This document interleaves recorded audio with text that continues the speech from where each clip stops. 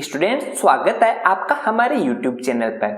आज के इस सेशन में हम क्लास 9 की आपकी जो पॉलिटी की बुक है उसका चैप्टर नंबर 3 चुनावी राजनीति, इसके जो क्वेश्चन आंसर्स है वो आज के सेशन में हम डिस्कस करने वाले हैं। तो सबसे पहले है कि क्वेश्चन नंबर फर्स्ट, इसमें है कि चुनाव है वो क्यों होते हैं, इस बारे में इनमें से कौन सा वाक्य ठीक नहीं है वो आपको बताना है। ऑप्शन ए है, उसमें आपको दिया गया है कि चुनाव लोगों को सरकार के कामकाज करने के फैसले का अवसर देते हैं। तो यह कथन सही है, बल्कि आपको बताना है कि कौन सा वाक्य ठीक नहीं है। सेकंड ऑप्शन में दिया गया है कि लोग चुनाव में अपनी पसंद के उम्मीदवार का चुनाव कर सकते हैं। तो यह कथन भी सत्य है। जबकि लास्ट वाला जो ऑप्शन है उसमें भी यह है कि चुनाव में लोग है वो अपनी पसंद की नीतियां बना सकते हैं। तो यह कथन क्यों सत्य है? क्योंकि चुनाव में जो लोग चुनते हैं उन्हीं की सरकार आती है, अर्थात लोग अपनी पसंद का उम्मीदवार चुनते हैं, इसलिए जो उस उम्मीदवार द्वारा जो भी वादे किए जाते हैं, जो भी नीतियां बनाई जाती है वो पूरी की जाती है। तो हम ये कह सकते हैं कि आपका जो ऑप्शन सी है यह वाक्य सही नहीं है। आपका सही आंसर क्या होगा? सी। क्यों? इसमें लिखा है कि चुनाव है वो लोगों को न्यायपालिका के कामकाज का मूल्यांकन करने का अवसर देते हैं। यह कथन सत्य नहीं है, क्योंकि न्यायपालिका है वो एक स्वतंत्र बॉडी होती है, उस पर किसी भी पार्टी का कोई प्रभाव नहीं पड़ता है, या हम कह सकते हैं चुनाव का कभी भी न्यायपालिका के कामकाज का मूल्यांकन नहीं किया जाता है। नेक्स्ट क्वेश्चन है कि भारत के चुनाव लोकतांत्रिक है, यह बताने के लिए इनमें से कौन सा वाक्य इसका सही कारण नहीं देता है? तो आप ऑप्शन बी देख सकते हो कि भारत में जो चुनाव आयोग है वो काफी शक्तिशाली है, इसलिए भारत के जो चुनाव है वो लोकतांत्रिक चुनाव होते हैं। यहाँ पे किसी भी अन्य कोई भी पार्टी द्वारा कोई भी आक्षेप नहीं किया जा सकता है। सेकंड इसका सी ऑप्शन है, उसमें है कि भारत में 18 वर्ष से अधिक उम्र का हर व्यक्ति मतदाता है, इसलिए भी हम कह सकते हैं कि जो भारत में जो चुनाव है वो लोकतांत्रिक चुनाव होते हैं। ऑप्शन लास्ट में दिया हुआ है कि भारत में चुनाव हारने वाली पार्टियां जो भी जनता द्वारा जो आदेश है उसको स्वीकार कर लेती है, अर्थात जनता अगर उन्हें जिताती है तो वो स्वीकार कर लेती है, और अदर पार्टी जो हारती है वो भी अपनी हार स्वीकार कर लेती है। इससे हम ये कह सकते हैं कि यह दर्शाता है कि भारत के जो चुनाव है वो लोकतांत्रिक है। जबकि जो ऑप्शन ए है उसमें यह लिखा है कि भारत में दुनिया के सबसे ज्यादा मतदाता है। तो यह ऑप्शन यह नहीं बताता कि अगर किसी देश में बहुत ज्यादा मतदाता है तो इसे हम यह नहीं कह सकते हैं कि वह देश के चुनाव लोकतांत्रिक है या नहीं। तो आपका सही आंसर क्या हो जाएगा? Option A. अब जो नेक्स्ट क्वेश्चन है उसमें है कि निम्नलिखित का मिलान कीजिए। तो आपको ऑप्शन ए में दिया है कि समय समय पर मतदाता सूची का नवीकरण आवश्यक है, ताकि क्यों किया जाना चाहिए मतदाता सूची का नवीकरण? क्योंकि कुछ लोग हैं वो अपने स्थान से दूसरे स्थान पर चले जाते हैं और कुछ लोगों की मृत्यु हो जाती है, इसलिए हम कह सकते हैं कि समय संभव है कि कुछ लोग उस जगह से अलग चले गए हों जहां उन्होंने पिछले चुनाव में मतदान किया था। इसलिए हम कह सकते हैं कि समय समय पर मतदाता सूची का नवीकरण आवश्यक है। तो इसका ऑप्शन ए को इस 4 से मिलान करना है। नेक्स्ट है कि कुछ निर्वाचन क्षेत्र वो अनुसूचित जाति और अनुसूचित जनजाति के लिए आरक्षित है, ताकि समाज के जो हर तबके हैं उसको समुचित प्रतिनिधित्व हो सके। इसलिए कुछ निर्वाचन क्षेत्र जो शेड्यूल कास्ट और शेड्यूल ट्राइब के लिए आरक्षित है। ऑप्शन सी है कि प्रत्येक को सिर्फ एक वोट डालने का हक है, ताकि हर एक को अपना प्रतिनिधि चुनने का जो समान अवसर है वो मिल सके। तो इसको आपको ऑप्शन 2 से मिला देना है। लास्ट ऑप्शन है कि सत्ताधारी दल है को सरकारी वाहन के इस्तेमाल की अनुमति नहीं होती है, क्योंकि अगर वो सरकारी वाहन का इस्तेमाल करेगा तो हम ये कह सकते हैं कि इससे चुनाव स्वतंत्र और निष्पक्ष नहीं होगा। इसलिए इसको आपको ऑप्शन 3 से मिला देना है कि हर उम्मीदवार को चुनाव में लड़ने का समान अवसर मिल सके, इसलिए जो सत्ताधारी दल है वो सरकारी वाहन का इस्तेमाल नहीं कर सकती है। इस प्रकार से आपको इनका मिलान करना है। अब नेक्स्ट क्वेश्चन है कि इस अध्याय में वर्णित चुनाव संबंधी सभी गतिविधियों की सूची बनाइए और इन्हें चुनाव में सबसे पहले किए जाने वाले काम से लेकर आखिर तक के क्रम में सजाइए। आपको नीचे एक सूची दी गई है, उनको आपको पूरी चुनावी प्रोसेस शुरू से अंत तक किस प्रकार से होती है उसके अनुसार क्रम से आपको जचाना है। तो सबसे पहले क्या होता है? सबसे पहले होती है मतदाता सूची को बनाया जाता है। मतदाता सूची बनाने के बाद चुनाव प्रक्रिया है, उस चुनाव प्रक्रिया की घोषणा की जाती है। अब चुनाव प्रक्रिया की घोषणा होगी उसके बाद क्या होता है? जो पार्टियां हैं वो अपना नामांकन का है उसका दाखिला करवाती है। तो आपको थर्ड पे लिखना है नामांकन दाखिल करना। नामांकन दाखिल करने के बाद प्रत्येक चुनावी जो पार्टी है वो अपनी घोषणा पत्र जारी करती है। तो आपको फोर्थ में लिखना है चुनाव घोषणा पत्र जारी करना। इसके बाद सभी पार्टियां हैं वो चुनाव अभियान चलाती है। तो आपको इसके बाद फिफ्थ ऑप्शन में लिखना है चुनाव अभियान। और फिर क्या होता है मतदान। मतदान के बाद क्या होती है, अगर किसी को शक होता है कि मतदान में गड़बड़ी हुई है तो पुनर्मतदान के आदेश भी दिए जा सकते हैं चुनाव आयोग द्वारा। इसके पश्चात क्या होती है, वोटों की गिनती होती है। वोटों की गिनती के बाद क्या, चुनाव के नतीजों की घोषणा की जाती है। इस प्रकार से जो कंप्लीट चुनावी प्रोसेस है वो संपन्न की जाती है। अब नेक्स्ट क्वेश्चन है कि सुरेखा एक राज्य विधानसभा के क्षेत्र में स्वतंत्र व निष्पक्ष चुनाव करने वाली एक अधिकारी है। चुनाव के इन चरणों में उसे किन किन बातों का ध्यान देना चाहिए। अर्थात आपको बताना है कि सुरेखा जो एक अधिकारी है राज्य विधानसभा क्षेत्र में, उसको चुनाव प्रचार के दौरान किन किन बातों का ध्यान रखना चाहिए। चुनाव प्रचार के दौरान अधिकारी के रूप में सुरेखा को क्या करना चाहिए, यह सुनिश्चित करना चाहिए कि वो अपने क्षेत्र में जो चुनाव करवा रही है वो स्वतंत्र और निष्पक्ष हो। इसके लिए उन्हें क्या करना चाहिए, कोई भी उम्मीदवार जो अन्य व्यक्ति है वो मतदाताओं को बहका या धमका तो नहीं रहा है, इस बात का उनको ध्यान रखना चाहिए, या उन्हें किसी प्रकार का लालच देकर अपने समर्थन में नहीं कर रहा है, इस बात का उन्हें ध्यान रखना चाहिए। सेकंड में आपको लिखना है कि उम्मीदवारों द्वारा धर्म व जाति के नाम पर मतदाताओं से समर्थन तो नहीं मांगा जा रहा है, यह भी उनको ध्यान रखने वाली बात है। और लास्ट में उनको यह भी ध्यान रखना चाहिए कि सरकारी मशीनरियों का दुरुपयोग तो कहीं नहीं किया जा रहा है। और लास्ट में आपको यह लिखना है कि ये लोग जो भी पार्टी है वो चुनाव अभियान के दौरान खर्च कर रहे हैं वो एक सीमा में कर रहे हैं या कुछ ज्यादा ही कर रहे हैं। यह एक अधिकारी के रूप में चुनाव जो प्रचार है उसके रूप में सुरेखा को इन बातों का ध्यान रखना चाहिए। अब मतदान के दिन उन्हें क्या ध्यान रखना चाहिए, सुरेखा को यह ध्यान रखना चाहिए कि मतदाताओं को किसी तरीके से वोट डालने से तो रोका तो नहीं जा रहा है, किसी तरह की धांधली तो नहीं की जा रही है, किसी प्रकार से मतपेटियां हैं उनको छीनने का, जबरन बूथ पर कब्जा करने आदि चीजों की जो कोशिश है वो तो नहीं की जा रही। अगर की जा रही है तो उसकी रिपोर्ट है वो तुरंत चुनाव आयोग को करनी चाहिए। तो इन बातों का मतदान के दिन उन सुरेखा को ध्यान रखना चाहिए। अब लास्ट है मतगणना के दिन सुरेखा को किस बातों का ध्यान रखना चाहिए।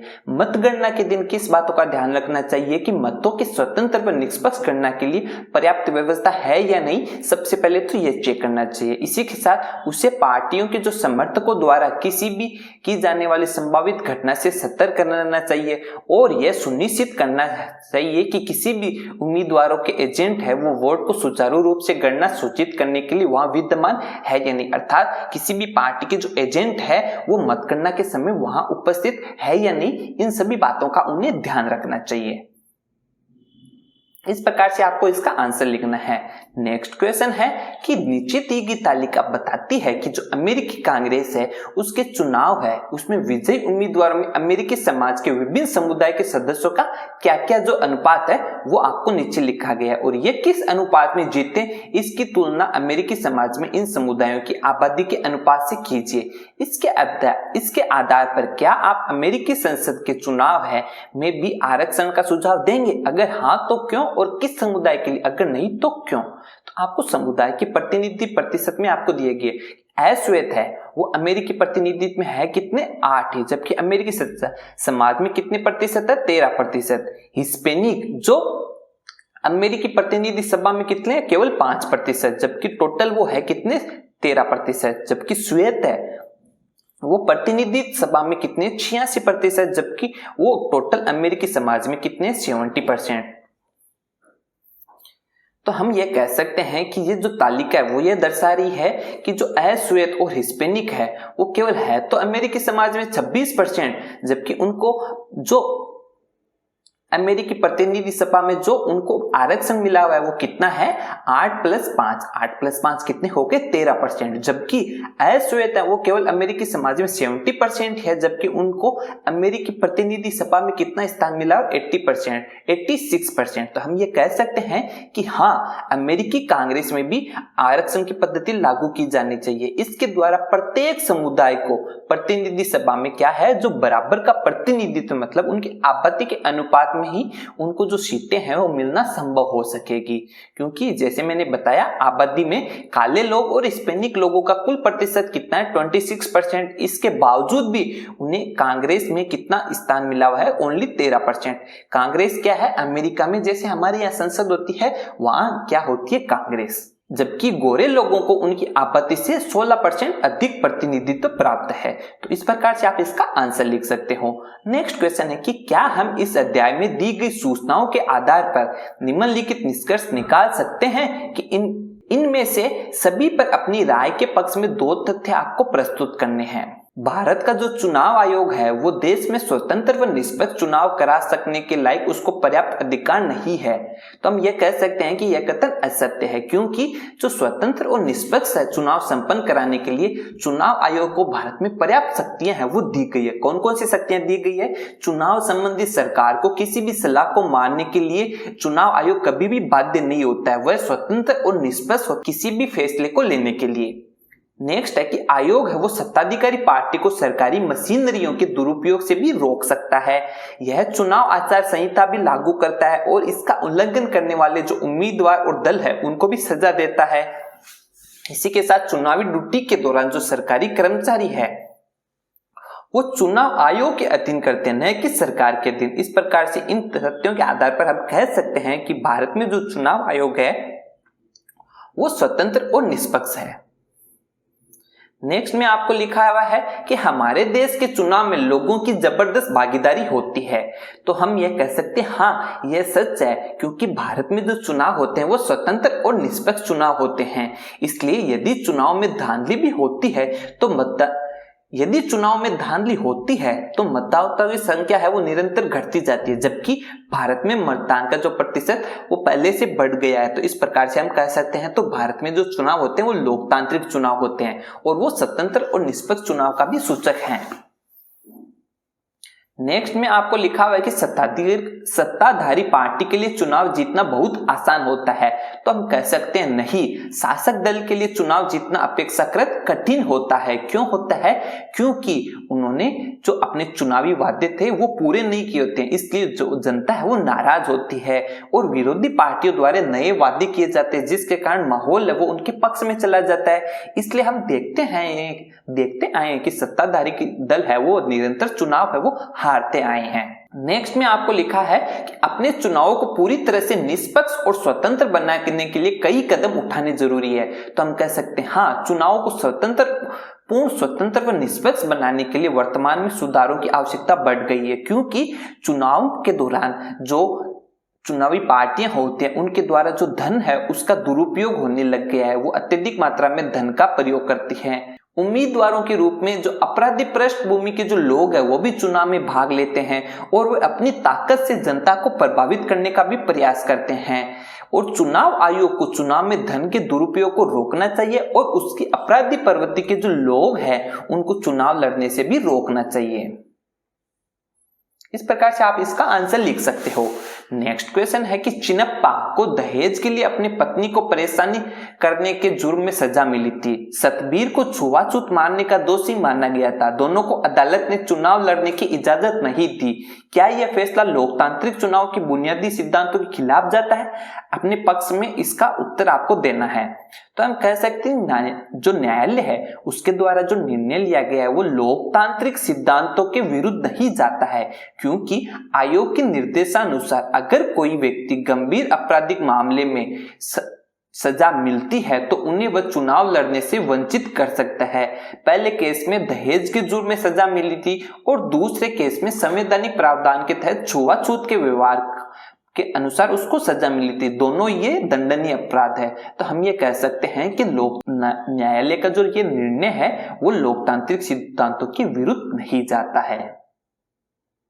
नेक्स्ट क्वेश्चन है कि यहाँ दुनिया के अलग अलग हिस्सों में चुनावी गड़बड़ियों की कुछ रिपोर्ट दी गई है। क्या ये देश अपने यहाँ के चुनाव में सुधार के लिए भारत से कुछ बातें सीख सकते हैं? प्रत्येक मामले में आप क्या सुझाव देंगे वो आपको बताना है। नाइजीरिया है, वहां पे क्या होता है कि चुनाव में मतगणना अधिकारी ने जानबूझकर एक उम्मीदवार को मिले वोटों की संख्या बढ़ा दी और उसे जीता हुआ घोषित कर दिया। बाद में अदालत ने पाया कि दूसरे उम्मीदवार को मिले 5 लाख वोटों को उस उम्मीदवार के पक्ष में दर्ज कर लिया गया था। तो हम कह सकते हैं हाँ, ये नाइजीरिया देश है वो भारतीय मतगणना पद्धति से सीख ले सकता है, क्योंकि हमारे यहाँ चुनाव है उसमें चुनाव में भाग लेने वाले सभी प्रतिनिधियों के जो मतगणना होती है वहां पे पर्यवेक्षक है वो मौजूद होते हैं, मतलब हम कह सकते हैं एजेंट वहां पे मौजूद होते हैं। उनके सामने ही मतों की गणना की जाए। इतना ही नहीं, किसी भी तरह का संदेह होने पर पुनर्मतगणना की भी व्यवस्था की जा सकती है। तो हम कह सकते हैं नाइजीरिया भारतीय मतगणना पद्धति से सीख ले सकता है। नेक्स्ट है इसमें कि फिजी में चुनाव के से ठीक पहले एक पर्चा बांटा गया जिसमें धमकी दी गई कि अगर पूर्व प्रधानमंत्री जो महेंद्र चौधरी के पक्ष में वोट दिया गया तो खून खराबा हो जाएगा। यह धमकी भारतीय मूल के मतदाताओं को दी गई थी। तो हम कह सकते हैं कि हाँ, फिजी के लोग भी भारतीय चुनाव पद्धति से सीख ले सकते हैं, क्योंकि भारत का जो चुनाव आयोग है वो सबसे शक्तिशाली है और उसको सबसे अधिक शक्तियां दी गई है। क्योंकि फिजी में जो इस तरह की धमकियां हैं उनसे निपटने के लिए क्या किया जा सकता है कि वहां का जो आयोग है चुनाव का वो बहुत मजबूत होना चाहिए और इस प्रकार की जो कार्यवाही, इस प्रकार की कोई घटना होती है उस पर दंडात्मक कार्यवाही कर सके, इस प्रकार की वहां चुनाव आयोग होना चाहिए। और यह प्रावधान होना चाहिए कि जो कोई दल या उम्मीदवार इस प्रकार के कार्यों में लिप्त पाया जाएगा उसको चुनाव लड़ने के अयोग्य करार भी दिया जा सकता है। नेक्स्ट है कि अमेरिका के हर प्रांत में मतदान, मतगणना और चुनाव संचालन की अपनी अपनी प्रणालियां हैं। सन 2000 के चुनाव में फ्लोरिडा प्रांत में अधिकारियों ने जॉर्ज बुश के पक्ष में अपने विवादास्पद फैसले लिए और पर उनके फैसले को कोई भी नहीं बदल सका। तो इसमें आपको आंसर लिखना है कि अमेरिका है वो भारतीय चुनाव पद्धति से इस प्रकार क्या सीख ले सकता है। हम कह सकते हैं कि हाँ, यहाँ चुनाव के आयोजन के लिए एकीकृत व्यवस्था जो राष्ट्रीय चुनाव आयोग के रूप में काम करती है, इसके नियम और आदेश है वो संपूर्ण देश में समान रूप से लागू होते हैं। यह जो संस्था है वो स्वतंत्र व सरकारी प्रभाव से मुक्त है, अर्थात चुनाव आयोग है उस पर किसी भी प्रकार की सरकार का प्रभाव नहीं होता है। चुनाव के दौरान सरकार के फैसलों पर यह रोक भी लगा सकती है यदि वे स्वतंत्र और निष्पक्ष चुनाव के हित में न हो। अब नेक्स्ट क्वेश्चन है कि भारत में चुनावी गड़बड़ियों से संबंधित कुछ रिपोर्ट है वो आपको यहाँ दी गई है। प्रत्येक मामले में समस्या की पहचान करनी है और इन्हें दूर करने के लिए क्या किया जा सकता है वो आपको बताना है। तो पहला लिखा हुआ है कि चुनाव की घोषणा होते ही जो मंत्री महोदय हैं उन्होंने बंद पड़ी चीनी मिल को दोबारा खोलने के लिए वित्तीय सहायता देने की घोषणा की। तो हम देख सकते हैं कि मंत्री जी द्वारा अपने पद का यहाँ दुरुपयोग किया हुआ दिखाई दे रहा है, क्योंकि चुनाव की घोषणा के बाद मंत्री द्वारा की गई यह घोषणा जनमत को प्रभावित करने वाला कदम है जो निष्पक्ष चुनाव में बाधक है। और यह कह सकते हैं कि हम आचार संहिता, जो आचार संहिता होती है उसका भी खुला उल्लंघन है। इसके लिए चुनाव आयोग मंत्री को कारण बताओ नोटिस जारी कर सकता है और जवाब नहीं मिलने पर उस घोषणा को अवैध भी घोषित कर सकता है और उस पर दंडात्मक कार्यवाही भी कर सकता है। विपक्षी दलों का आरोप था कि दूरदर्शन और आकाशवाणी पर उनके बयानों और चुनाव अभियान को उचित जगह नहीं मिली। तो हम कह सकते हैं कि यह भी निष्पक्ष चुनाव संपन्न कराने में बाधक है। क्यों बाधक है कि इससे उन पार्टियों को जनता तक अपनी बात पहुंचाने का समान अवसर है वो प्राप्त नहीं हुआ है और मतदान के प्रभावित होने की आशंका भी बढ़ गई है। इसलिए आयोग को क्या करना चाहिए, इसकी जांच करनी चाहिए और सही पाए जाने पर पार्टियों को दूरदर्शन तथा रेडियो तक पर्याप्त पहुंच सुनिश्चित करने की व्यवस्था करनी चाहिए। नेक्स्ट है कि चुनाव आयोग की जांच से एक राज्य की मतदाता सूची में 20 लाख फर्जी मतदाताओं के नाम मिले। तो आपको इसका आंसर लिखना है कि इस तरह से स्वतंत्र पर निष्पक्ष चुनाव बाधित होगा, क्योंकि ये सभी वोटर किसी एक पार्टी के पक्ष में मत करेंगे, जबकि जो चुनाव आयोग है इस मतदाता सूची को खारिज करे और सही मतदाता सूची तैयार करने का आदेश जारी करना चाहिए। इस कार्य में लिप्त जो अधिकारी है उनको दंडित करने के भी आदेश भी जारी करने चाहिए।